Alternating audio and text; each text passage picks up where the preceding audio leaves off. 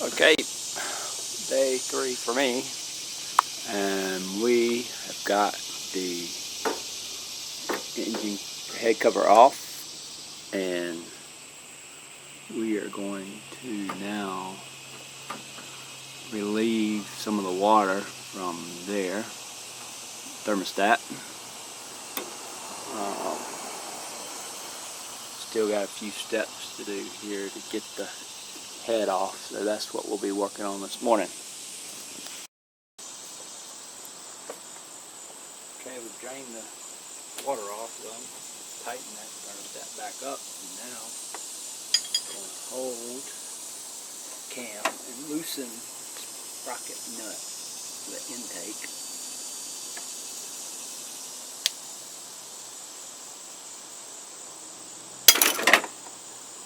Lift the thing loose. Good.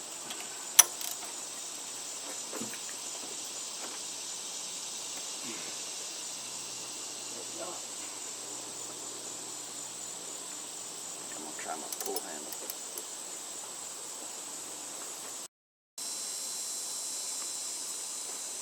Okay. Got me a pipe. There it goes. Alright, that's one. It's not easy.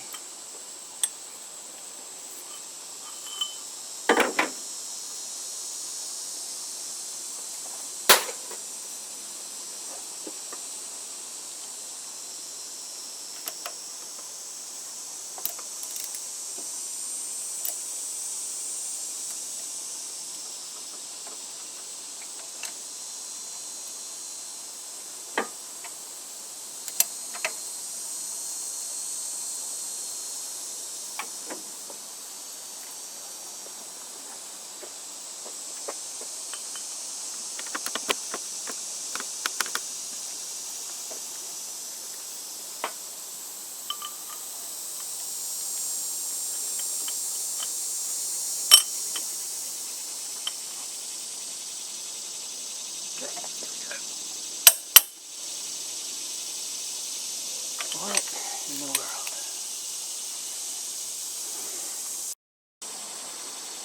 This way. It's not near as tight, so that one's loose. That's done. I'm going to go ahead and remove all the spark plugs. I'm going to replace them anyway. Remove all those plugs.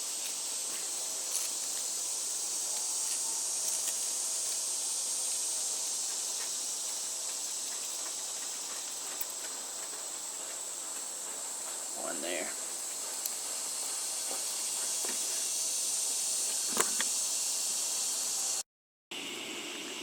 Okay, I noticed in the back there, there's some pipes bolted to the back of the block, and I'm just going to wait and take those out. It's right back in that area on the back of the block. I'm going to take those off whenever I lift the block out.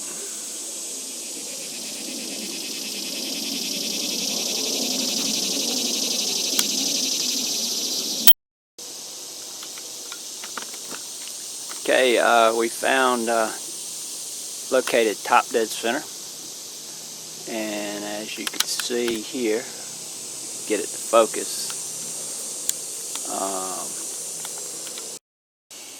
Alright, top dead center, you can see right about there's a dark link, and what is the timing mark on that? That's the exhaust cam. Same thing on the intake manifold, dark link and a little dot for the timing marks, and looking for Delphi to be lined up with the head, should be parallel. Okay, and I actually bought the camshaft locking tool. back there in the back. It's in place, but it seems to be loose, and can't really get it to focus right now. Seems to be loose on the camshafts, and the back camshafts are not parallel. The instructions say it's supposed to be like 5/1000ths across, but that's not the case. So we have top dead center, and it took me a couple rotations to get it to where the timing marks line up on the black link on the chain. Alright, just to make sure I have my timing correct, going back together, I have put marks on the sprockets with the chain. Hard to see with that glare on that side. There's another mark with the paint pen, and hydraulic balancer. Let's see if we can get it. Picture that down there. Maybe not.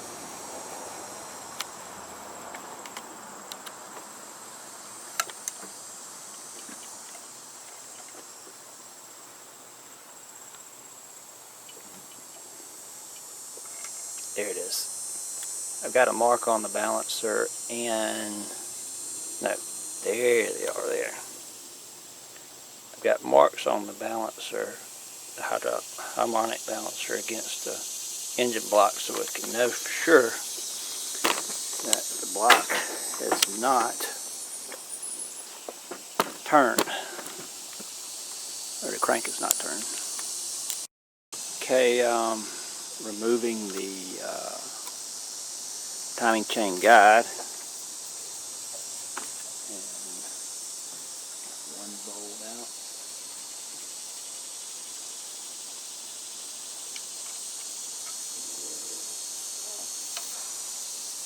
Okay, 2 bolts there, and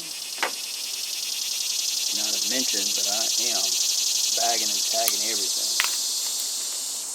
Not sure when I'll get back to this vehicle, so put in a bag,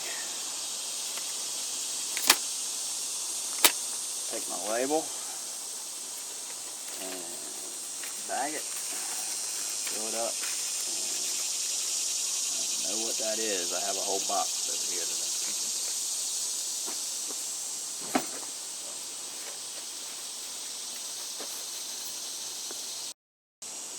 Okay, I have placed the holding tool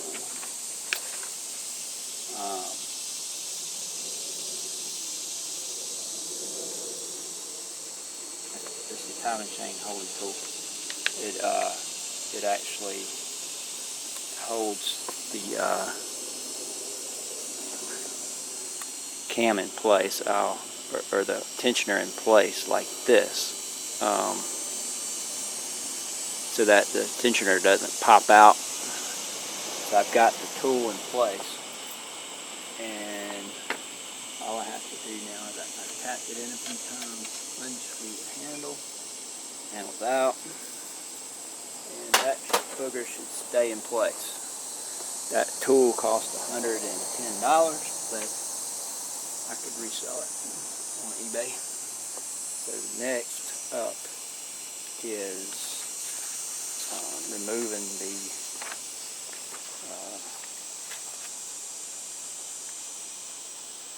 timing chain sprockets.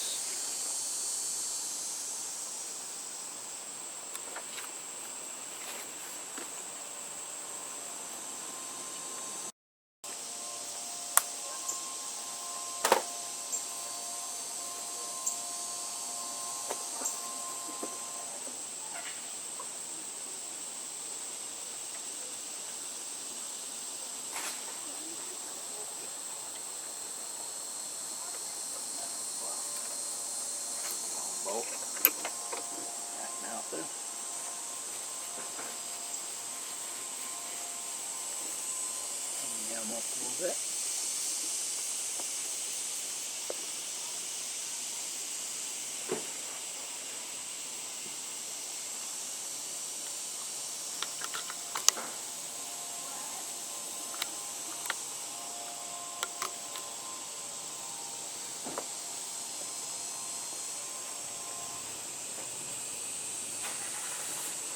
Won't be reusing these bolts. These are supposedly torque yield bolts, so won't be using those. And I'll get my wrench on this camshaft. It says to make sure camshafts. I'm moving.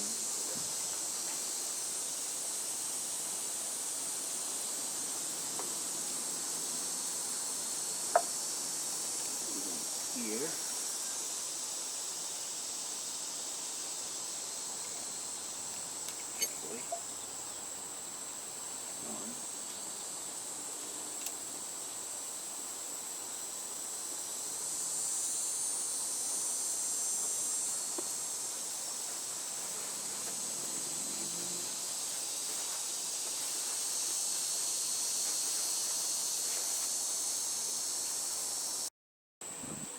Okay, I have removed the intake sprocket.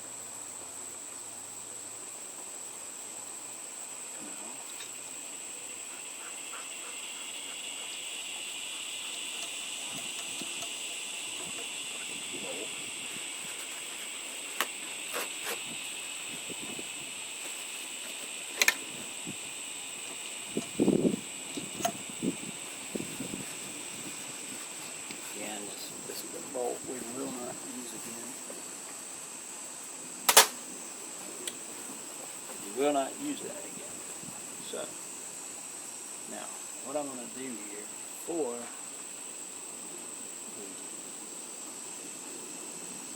anything else, I'm going to tie off this chain.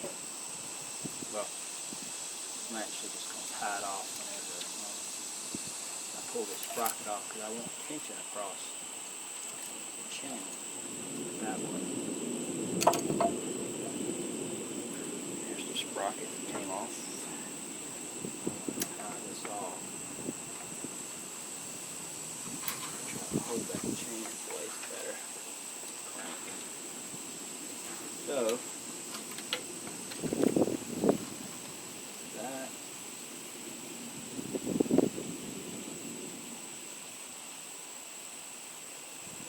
knot in it.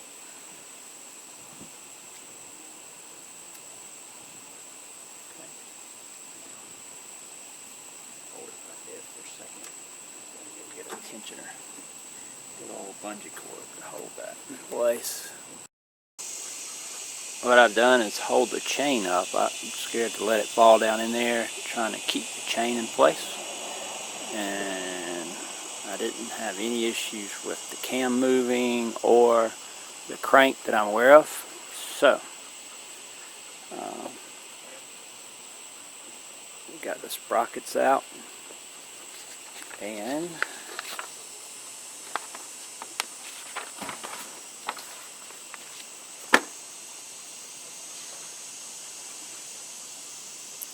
it says before removing the cylinder head bolts, use a drift punch to hammer it to shock the bolts.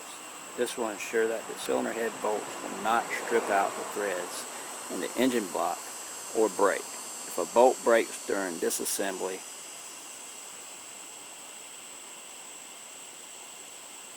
there's an extraction toolkit to remove the bolt. We see how many we're not going to break. Every video I've seen breaks the bolt off, so we will see what happens.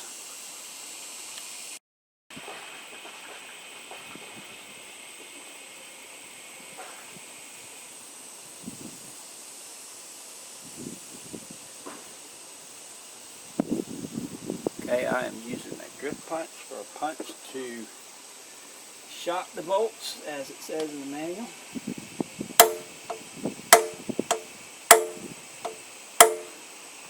Sure, strike it.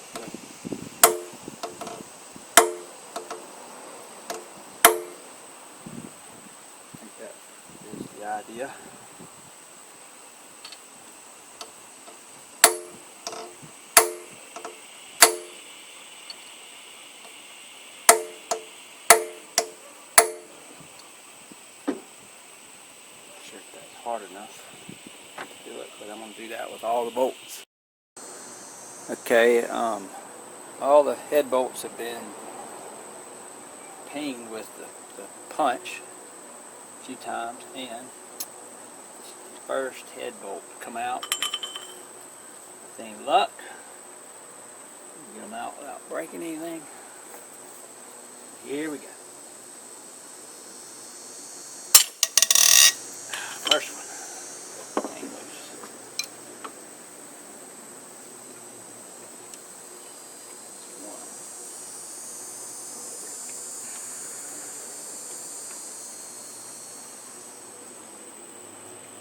Alright, this is number 2. Let's see what happens.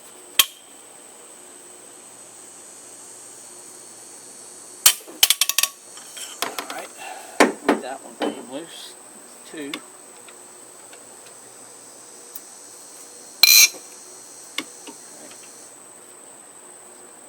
Front here.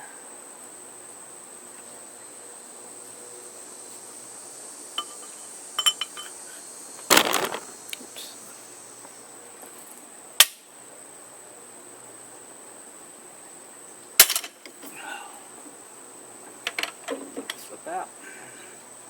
Mine slipped out.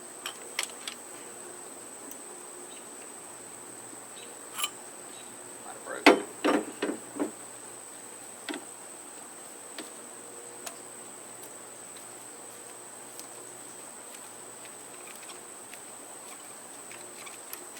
Check that one out. Curious.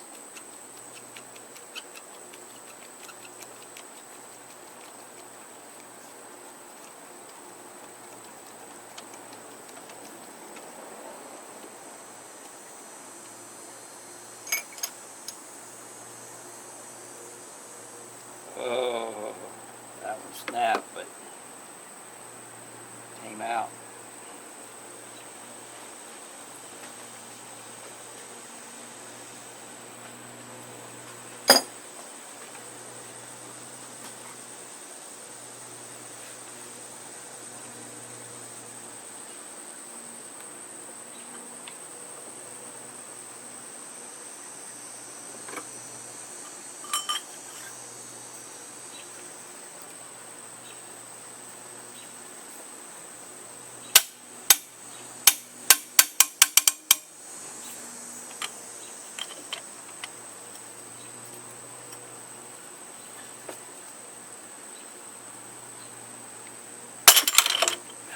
That one broke off, I'm sure.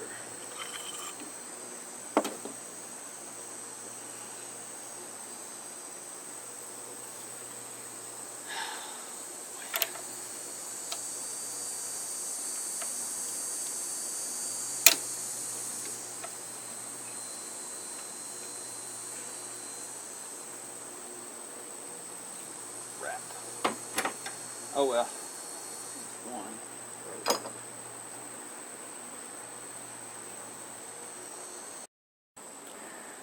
Okay, we just finished taking out, or I just finished taking out the head bolts, and not too bad, I guess, but one bolt cracked. This one broke off. The one in the way back corner broke off. So, be a problem, and took out the 3 small bolts. The one in the center is the long bolt. So, we're going to strap this up. I'm going to use a hoist to try to pull this off, and we'll try to get the head out and see what kind of issues we have with those bolts, broken bolts. Alright, we have the chain hoist hooked up, and we are going to ease the head out. Probably a little overkill, but I think it'll be easy. Okay, we now have heads off. Alright. Couldn't really tell exactly where the water was leaking. We think maybe in the 5th piston. We have our holding tool in the position. It's the tool the little square thing with the hole in it. We have it wedged down in there. That's the timing chain holding tool. Keeps the tensioner compressed. Okay. Just to let you know, that bracket right there, you can see the bolt at the end of my finger. That's a bolt in the back of the head. That's really hard to get to. I'm probably just going to take those hoses off the clamps. You could see them at the tip of my finger. I'm going to take those off and just clamp them, bolt that thing on the back and hose clamp them back next time. So also can't forget to take the bolts out for these guides before you try to pull the head off. I didn't do that, and they were kind of stuck in place there, but I got those out finally and got the head out. And here's our head. I'm just going to go to the machine shop, get it all cleaned up. And we did break 2 bolts off. One bolt was here, and the other one bolt was the right rear. And as per the instructions, I really hammered those bolts with a hone or punch. A lot of times, if I thought it wasn't going to come off, I would hit it again really hard. I had a sledge here. You can see my sledge hammer. And punch, I used this punch, and then also I used a punch from my air compressed hammer tool. I thought about using the hammer tool from the compression kit, air kit, but I was afraid I might break something. So I ended up with 2 broken bolts, and then I used this kit, second from the right, second from the left, that extraction bit. I used brand new Cobalt,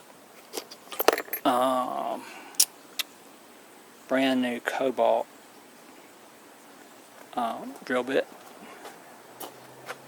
Maybe you can see them better now. That's it, Cobalt. And it cut right into those steel bolts and went down about 1/8 of an inch or 1/4 of an inch. And so there's my tool set and all the other stuff. And father-in-law let me use his hoist to get it out, get the head out pretty smooth, so we didn't have to break her back. So off to the machine shop with the head and reassembly.